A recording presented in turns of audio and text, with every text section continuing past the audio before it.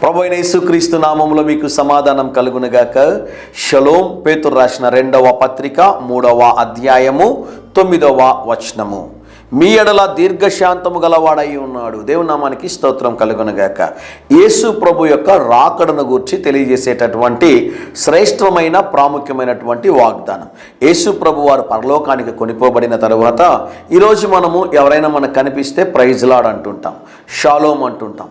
ఆదిమ క్రైస్తవ సంఘం ఏం చేసేవారు అంటే, వారికి ఎవరైనా కనబడితే మారనాథా అనేవారు. మారనాథా అనే మాటకి అర్థాన్ని మనం గమనించినట్లయితే ప్రభు త్వరలో తిరిగి రాబోతూ ఉన్నారు. దేవుని నామానికి స్తోత్రం కలుగునుగాక. ఒకసారి గట్టిగా ఆమేన్ చెప్తారా అండి? ప్రభు తిరిగి రాబోతూ ఉన్నాడు. ఆమేన్, ఆమేన్. ఇది సత్యము, ఇది జరగబోతున్నటువంటి కార్యం.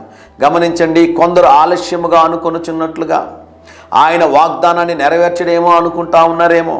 అయితే ప్రభు మాట్లాడుతున్నాడు ఈ ఉదయకాల సమయంలో, ఎవరు నశించకూడదు అని, ఎవరు ఆ నరకములోనికి వెళ్ళకూడదని. ఒక దైవజనుడు ఒక అద్భుతమైన మాట అంటాడు, నీవు నరకపు అంచుల వరకు వెళ్ళేంతవరకు ప్రభు నీ వెంటబడతాడంట. దయచేసి తిరిగి రా. మరొక్కసారి చెప్తాను, చాలాసార్లు జ్ఞాపకం చేశాను. ఈ నరకంలోనంటండి, ఆ మండుచున్నటువంటి ఆ అగ్నిగుండము బావిలో ఒక వ్యక్తి పడిపోతే ఆ వ్యక్తి పైకి వచ్చేద్దామనే ఉద్దేశంతో పైకి ఎక్కుతూ ఉంటాడంట. ఆ అగ్నిగుండంలో తట్టుకోలేక, అగ్ని ఆరదు పురుగు చావదు కదండి, వాడు పైకి ఎక్కుకుంటూ పైకి వస్తాడంట.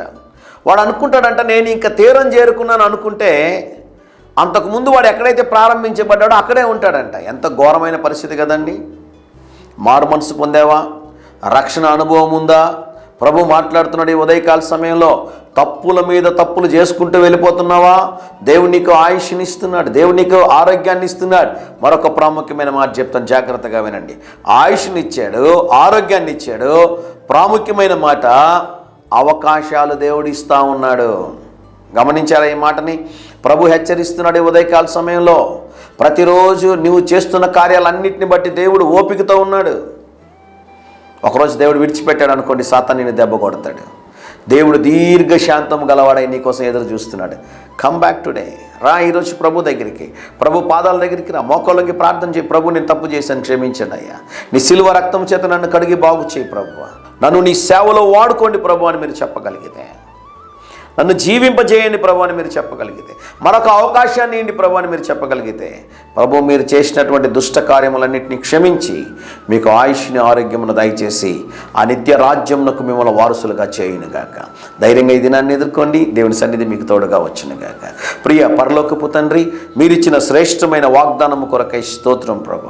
మా ప్రియులు ఎవరైతే ఈరోజు తిరిగి మీ పాద సన్నిధిలోనికి వచ్చినారో వారి పాపములను క్షమించి మీ సిలువ రక్తం చేత కడిగి పరిశుద్ధపరచుమని యేసు నామములో ప్రార్థిస్తున్నాము తండ్రి.